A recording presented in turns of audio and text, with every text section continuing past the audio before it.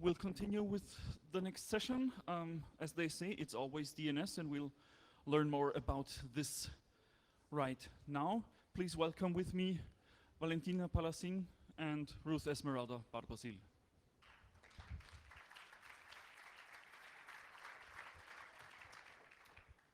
Good afternoon. Thank you for joining us. I think that we should first start clarifying why did we mix DNS attacks with the Wild Wild West. Okay, well, maybe it's because first we like our theme presentations. We do that a lot. And second is we kind of feel like in the Wild Wild West, we are kind of going through a land full of threats. But in this scenario, we feel like all the good cowboys are kind of asleep and all the evil gunmen are roaming at ease and carrying their DNS tags. But we want this situation to change. We want the good cowboys awake and fighting back. So we are going to show you who the gunmen are, how they like their whiskey, and how they use the guns, so you can understand the deep consequences of this kind of attacks and be able to prevent them, to protect your secrets and the secrets of the ones you love, and they don't have the means to protect themselves. But before getting into it, just let us introduce ourselves. I'm Valentina Palacin. We are part of the Lloyd Threat Library team, which is a division of the threat intelligence in Deloitte. As I say, my name is Valentina. I am a software developer with a background in translation and interpretation, and also as a cybersecurity diploma. And she is Ruth Barbacil. She's the team leader of the project. She's a system information engineer and also a malware analyst. In today's presentations, we are going to cover first the different types of DNS attacks, a little bit of history of the DNS attacks from 2007 until now, who are the main players in this scenario, and then we are going to see a little bit about the data on the different tools. And after, we are going to close with some advice to avoid this kind of threat. So when we started this project almost 4 years ago now, we decided to track threat actors groups' activities, including their campaigns, tools, and malware used to understand how they behave. So for doing this, we adopted the use of the MITRE ATT&CK framework, which was starting at the same time, almost the same time that we started this project. We decided to use this because we wanted a taxonomy to be able to talk with other researchers and all the other red teamers, blue teamers, and the InfoSec community in general regarding the threat group's behaviors. And at first, it was pretty green, the framework, and so we kind of expanded and took the freedom of adding a couple of techniques and tactics, which was point of entry and disruption, which was then replaced by the initial access and impact that know by the framework. So doing this allowed us to also observe a lot of common abuse on DNS protocol, and that is why this talk came from. So I suppose everyone knows how DNS works, but just in case, we're going to review it real quick. So for example, let's say that I want to go to the Spanish version of Wikipedia. So my computer is going to ask the recursive resolver if it has the IP address in the cache. And if it doesn't, it's going to launch a request to the root name server for the .r name server. Then it's going to go from the top-level domain name server until to the secondary level domain name server to finally reach the final address of s.wikipedia.org and the IP address. The answer will go back to my computer, and I will be able to access through my browser. And this will happen in just milliseconds. But as you probably noticed, we didn't speak at all about security in this DNS example because it wasn't designed thinking on security at the time. So this started being a problem, so threat actors started using this as a means of covert communication, exfiltration, and infection, doing DNS tunneling, hijacking, and poisoning. We are going to go through each one of these. So the case for DNS tunneling, for example, imagine that a computer is infected with some malware that uses this way of communication. So what will happen is that the malware piece will encode infiltrated data into the subdomain. It will launch the request that will go to the recursive DNS server, to the firewall, to the internet, and back to the authoritative DNS server for the hackerdomain.com. And the hacker will be able to decode that information. and if it's explicit, it can send back information to the victim machine that will be decoded in the system and will be executed. We have also an example of DNS hijacking, which is in fact a case of DNS spoofing. In this case, the attacker has a way to modify the records of the local or the register level of the domain. For example, getting the valid accounts of the legitimate domain owner. And this way they are going to change the name servers or the A server for this specific domain. So the user is going to try to access to one of the affected domains, and it's going to be redirected to a malicious website instead of the legitimate one. But we have also another example of DNS spoofing, which is DNS poisoning. In this case, it's a little bit different because the user wants to access to a site that is not in the cache of the DNS records resolver. So the hacker is going to get this information that you are asking for, this information to the root authoritative DNS. Before the root authoritative DNS can answer to this request, the hacker is going to introduce a rogue record as a reply, and the DNS records resolver is going to add that in the cache and is going to redirect the user to the malicious website. But before going further, we want to clarify that these are the sophistication levels that we use when we track threat actors. From the minimum, they are let's say the scripted, and the strategic ones are the nation-state sponsored threat groups. So when we started doing this analysis, we observed that in 2007, there were more like low-level sophisticated groups using this kind of techniques, but now in the latest attacks, they are getting more sophisticated and more close to the strategic and innovative threat actors. So now we are going to review what is the history of the DNS attack until 2007 until now. We need to clarify that all this timeline is made using mostly English public sources. We try to work with other sources, some Chinese, some Russian, and some Korean. But it's kind of hard for us because we are not fluent in those languages, so mostly it's based on English and Western sources. Just to you to know this, there are square figures, which are campaigns, and there are round figures, which are malware pieces. The first case we are going to talk about is the Julia Mero case. This case is, this doesn't mean that there weren't DNS cases before, but this was the one that got international attention. Around 2007, she was a teacher in the United States, and her computer was hijacked by a malware called new.net, and her computer started popping out adult content to her students. So she was convicted to 40 years of prison. So that's been kind of a scandal because it wasn't even her fault. So that's why this case got a lot of attention, and we use it as a starting point. The second case is Operation Ghostclick. Operation Ghostclick was the name given to an FBI operation that was carried out against the creators of DNS Changer. DNS Changer was a plugin that asks you to download it to be able to stream a video. I'm sure some of you remember that there was a time that was kind of normal.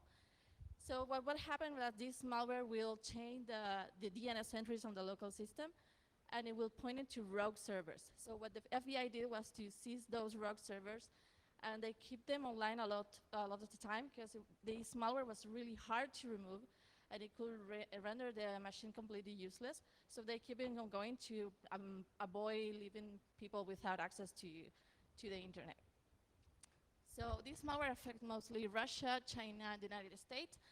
It's estimated that they earn around $14 million through click hijacking techniques, where around 4 million computers affected and 6 Estonians were arrested for this click fraud. But we didn't just observe this kind of attacks being made for financial motivations, but also for make political statements. For example, in 2010, we observed the attacks of the Iranian cyber army that were targeting Baidu and Twitter. And in 2012, we observed a lot of the Syrian electronic army abusing DNS hijacking for this kind of defacement, because it's not a defacement. They were just redirecting to their own site, showing this banner. And they use a lot of DNS hijacking to target university media and also social networks. So it was pretty noisy. Also, we have observed these kind of statements being made for the fame, as in the case of the Romanian top-level domain that was compromised, and the top-level, the top services such as Microsoft, Yahoo, Hotmail, and Google and stuff like that were also redirected to a site showing this banner, also looking like the facement for the fame. But we have also observed a couple of interesting things, such as the crack list that was hijacked in 2014 just for fun. So the users that were trying to access to this site were being redirected to a YouTube video of the attacker, which had a music band. And it's interesting in this case because the DNS it was hijacking at the register level. So it was kind of a deal there. But if we are going to talk of DNS abuse victims, we have to talk about our neighbor, Brazil. So one of the first waves of attacks that we observed was in 2011. So in 2011, an ISP was affected. So all the users that were trying to access to Hotmail Hotmail, Yahoo, and those kind of services were also being shown with a pop-up that were saying, okay, you have to download this Google Defense plugin, which was in fact a a credential stealer for banking information. The second wave were targeting home and companies routers, also for the same thing. They were prompting the users to download a Java applet, which was a bank intrusion. But the third wave is interesting because they were using a firmware vulnerability that affected at least 6 hardware providers. And this way they achieved to affect 4.5 million routers. And also, again, for financial purposes. The last wave that we observed was in 2014. In fact, there are a couple more, but we are not going to go through all of them because there are too much for the time that we have. But in 2014, they were a social engineering scheme that they were trying to lure the victims into clicking a link. And if they click on that, they were going to start doing a web-based attack when they wanted to get into the router's admin panel. So they changed the primary and secondary name servers for the home routers. This is a specific case wasn't just limited to Brazil, but also expanded to the United States and China. And speaking about China, we have to talk about the first case of the nation state level DNS abuse, which is the Great Canyon. As you probably know, the Great Firewall is the means that China has to prevent the citizens from accessing to censored sites, and it has been active since 2002. So around 2002, what they did to prevent this access to censored web page was to redirect users to blocked IP addresses. So this was kind of easy for the anti-censorship tool to circumvent. So what they did around 2015, they started to redirect the user to legitimate websites. So this is what it has been called the Great Canyon. The reason behind it is because this was a way to carry out denial of service attacks towards web pages that weren't aligned with China's interests. For example, some of the victims were Fire, which is an organization that helps citizens to bypass the Great Firewall. Also GitHub, an NGO in France that helps, that advocate for freedom of speech. Some web pages in South Korea and also in North America. So now we move into what we think it's the wave of more targeted attacks, starting with Ulrich, which it's an actor that's fairly active in terms of using tools that use DNS.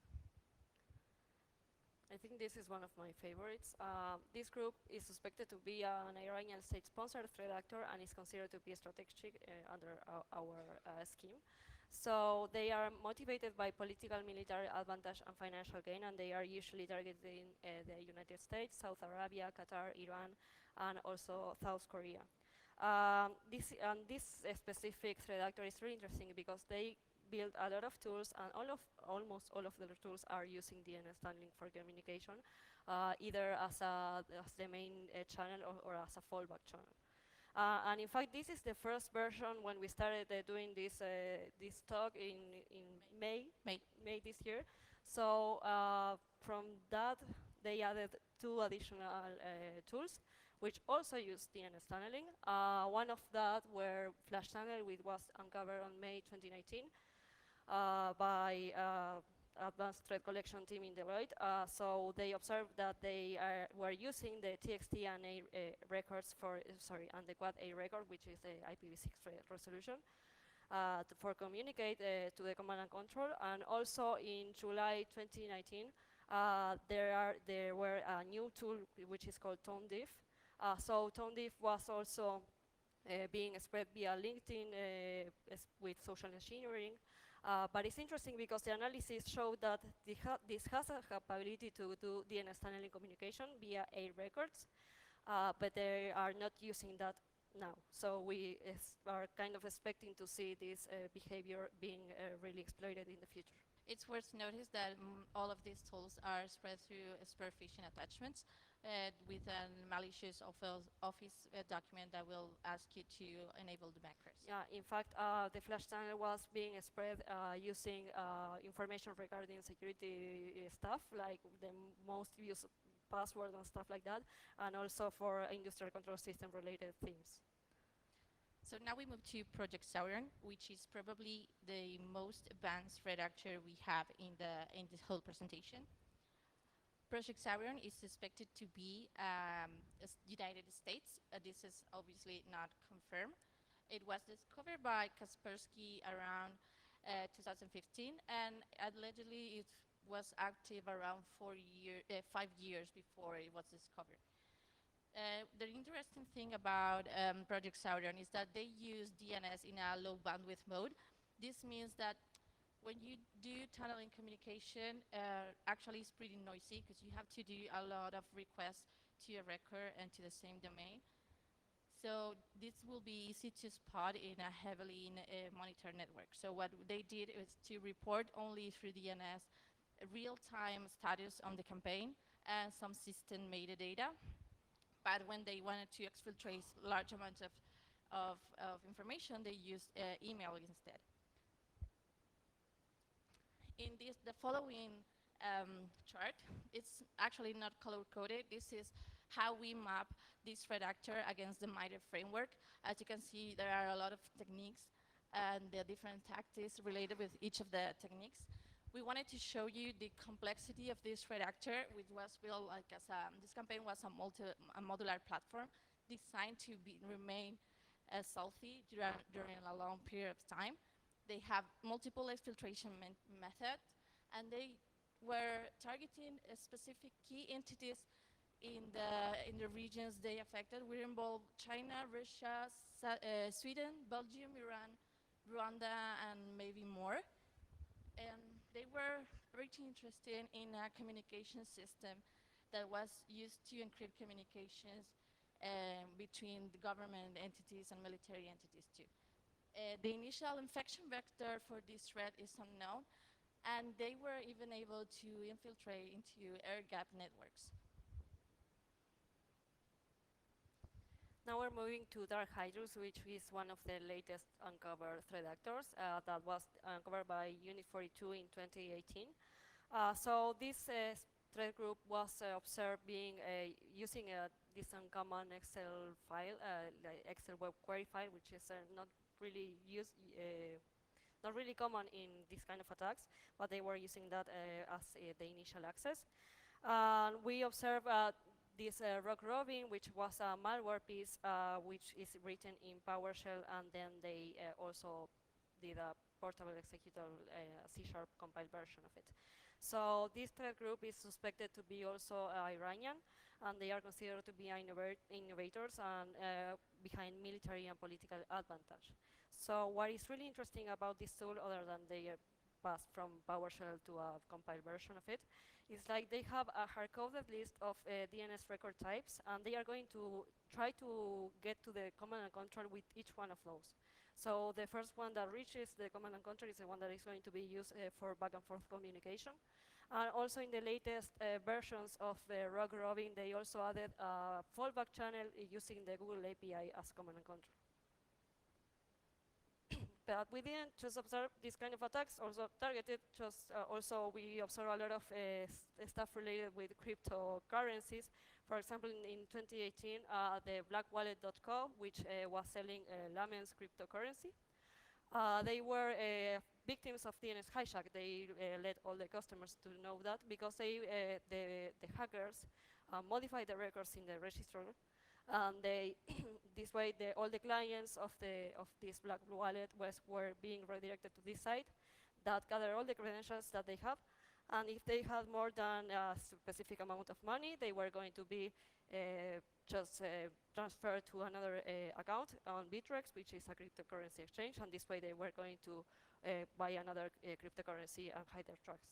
And this way they achieved to stole almost $400,000, so it's pretty huge. And also, we observe a lot of point-of-sale malware using this kind of techniques for DNS tunneling. So in 2015, we observed Bernal Post, which was one of the first. And then it became Framework Post, which is interesting because they were only, they had a hard-coded list of credit card IDs. So if they found any of these credit card IDs, they were going to add a special flag for those. We don't know why, but it's interesting. And also multigrain, multigrain also only infected the victims if they have a specific service running, so they try to not to infect everyone and to like do a lot of noise, but just for specific victims. And also UDPOS that were mimicking to be a logmein update. So if you think about why they are doing this, it's really like easy and straightforward. I mean, the credit card information is pretty easy and pretty short and easily to exfiltrate using as a subdomain. So this is why they are using it. Nobody is looking for those kind of queries, so why not using it for exfiltrate data? So now we move to FIN7, which is a criminal organization, pretty active. FIN7 is suspected to be Eastern European. There's some controversy of which part of Europe it could be. The main purpose of their attacks is financial gain. And they have a really interesting tool, which is called DNS Messenger or Power Source, depending on the vendor. It is based on a publicly available tool that's on GitHub, which is called DNS TXT Ponage. So you can take that up if you want. But it's a heavily obfuscated with invoke obfuscation. And they use mostly DNS-A and DNS-TXT records, and also the data is encoded in base64. But we want you to look at this workflow, because they are the only ones that are trying to hide the tunneling communication. And this is kind of messy, and I'm going to do my best to explain it to you in an easy way to understand. Also want you to notice that this is based on one version of the tool. There are some differences in other versions, but I think it's good and easy to get a gist of how it works. So they will gather some system information, they will hash it, they will add the word stage, then a counter, and they will select a domain from a random list, randomly from a list of arrays. Some version has one list, another have two lists, and they will change the list in which they pick the domain according to what it is doing. Then it will start looping until it reaches an answer from the C2. When it does, it will ask for a record, for a record. That A record is going to be, that IP is going to be treated as an integer, and then it's going to be transformed into a binary. Then it's going to ask for a TXT record, and it's going to use that encoded string to transform it into an MD5 hash. It will pick up the first H byte of that hash, transform it into an integer. That integer is going to transform it into a binary, and then it will check if it's matched with the binary that it got from the A record. If it is a match, it's going to gather the TXT record, which is the encoded string, and it's going to add it to at the end of a variable. So it's never writing to a file. And then it's going to repeat the process, randomizing the domain again. If it's not, it's going to repeat the process too until it reaches and does all these Same process again until it has something to add to a variable, until at some point it got a flag that means that the file is, the variable is complete. It will decode it will decompress it using gzip, and it finally will execute a PowerShell script. And with that result, it's going to exfiltrate it to using DNS tunneling through the TXT record. But we also observe these kind of attacks affecting mobile devices. For example, we observed this specific malware piece, which is called Roaming Mantis, Xloader, or Mokhow. There are different names for different vendors, but are referring to the same malware. So this has been active for a long time, since 2018. But it's really interesting because since May 2015 and last reportedly active on August this year. So they were doing DNS hijacking through home routers with weak passwords using the default credentials. They were prompting victims to download a specific application for their phones through the Google Play Store, which usually mimics to be Google, Facebook, and also security-related applications.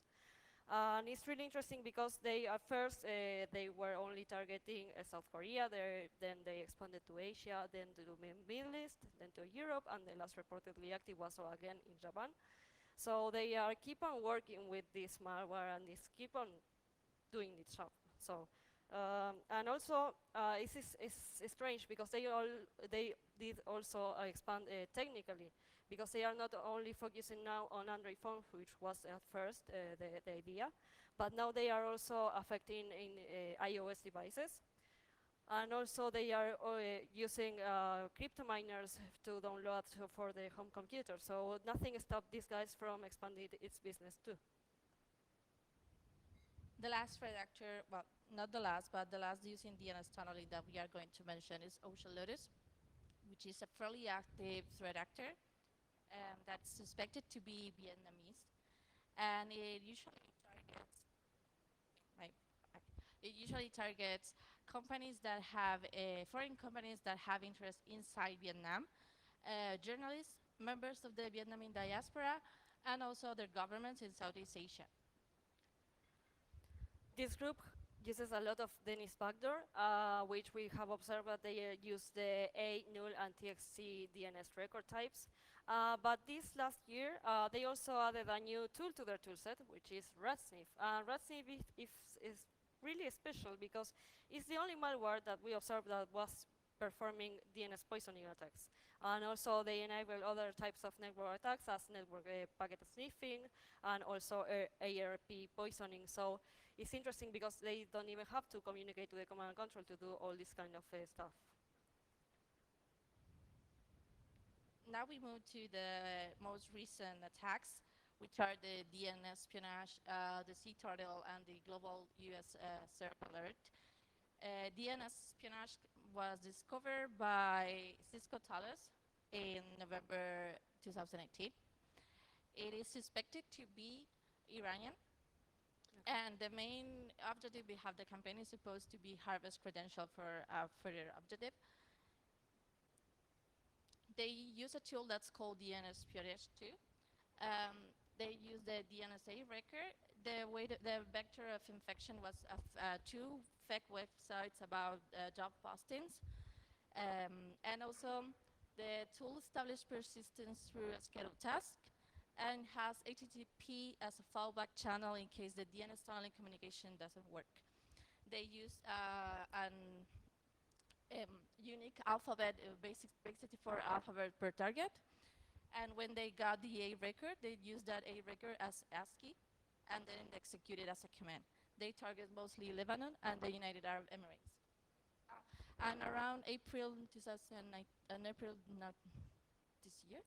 Yeah, April this year, sorry. They launched a new tool, which is mostly the same. It's called Kharkov, also detected by Cisco. But the only thing is that they added some things to avoid being analyzed by the analyst, kind of like a response of being discovered by Cisco. So this activity has been reported by the US CERT, but also has been expanded in January 2019 by FireEye. on which they started to seeing a spike on DNS redirection attacks. So they were also abusing DNSA records through the DNS provider's admin panel, and also the DNS name server records using the compromised registrar and country code top-level domains. So it's kind of a huge thing. They use Let's Encrypt certificates to avoid suspiciousness from these kind of sites. And based on the victims and the regions that they are affecting, which are Africa, Europe, North America, and Middle East, and also the complexity of this kind of attack, the researchers think that there are more than one threat actor behind these activities. And this is what will led us to what it is, the last threat actor we are going to review, which is Citadel. This is suspected to be a nation-state threat actor, although its origin is unknown. It's behind military political advantage. It targets mostly ministers of foreign affairs, intelligence agencies, military organizations, and some energy companies. But in order to do it, it will compromise first registrars, or internet service providers. So it will use the compromised credentials to target the registry or the registrar. It will redirect the traffic to a threat actor control name server. It will harvest those credentials, and then it will redirect the user to the legitimate server and to the registrar. So what will happen is that the user will never notice that it has been hijacked. It will only experience a small delay in the interaction. And some interesting thing is that this threat actor changes the time to leave to 1 second to avoid leaving records in the systems. They also use Let's Encrypt and command certificates to avoid suspicions before getting into the victim's network. But once inside the victim network, they steal the victim certificates, and they use it only for 24 hours to avoid suspicion. So now that we have finished this overview on the history of DNS attack, and we probably flooded your brains with a lot of information, we are going to summarize it a bit with some of the data. First, regarding the DNS hijacking, most common techniques around it.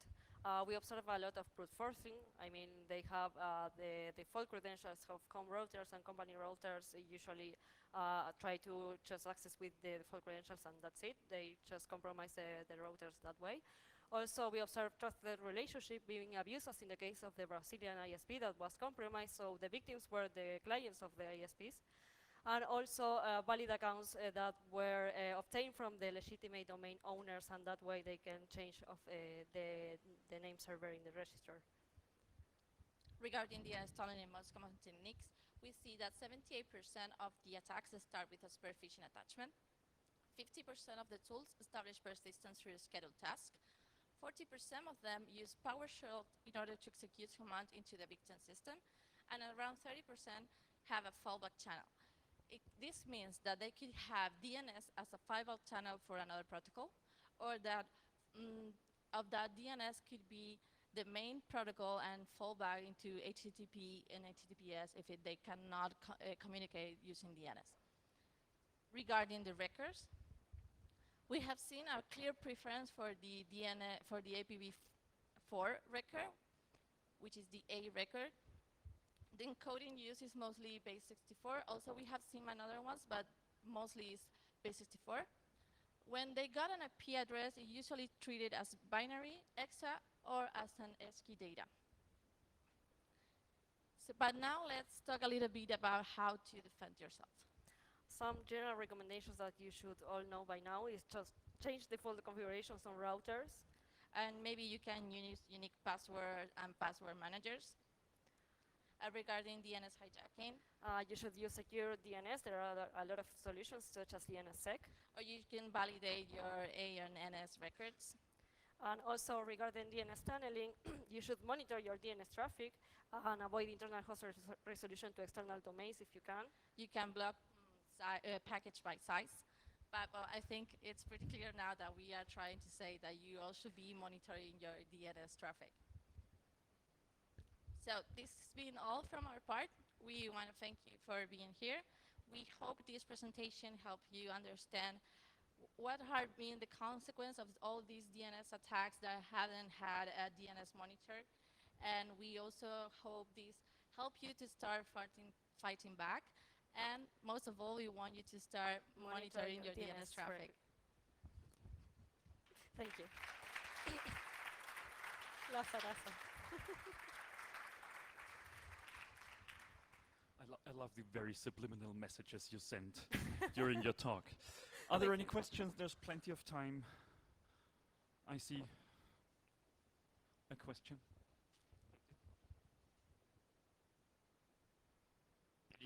Did you already encounter that like attackers are using DOH, DNS over HTTPS, to like avoid the traffic analyzing of DNS requests?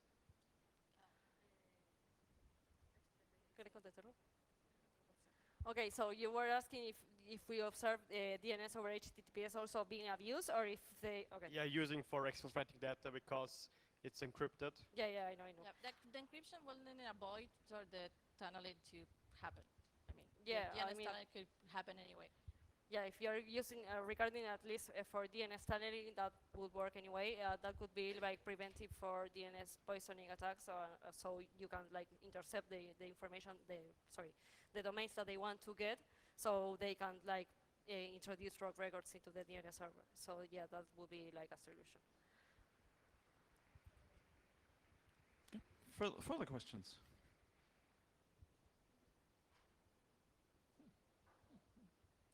Okay, then I have a question. Do you see a difference between malware abuse using a local DNS resolver on the local network, or more centralized services, or monster in the middle attacking services like Cloudflare or Google or Quad9 or something like that? Is there differences? Mostly local, we see more DNS hijacking. For DNS tunneling, as long as it can go through the internet, doesn't matter which DNS entry is using. So it's mostly DNS hijacking over DNS tunneling. Yeah. Any other questions? Not even attribution. Any other? We don't bite. Okay, well then, thank you very much again. Thank you.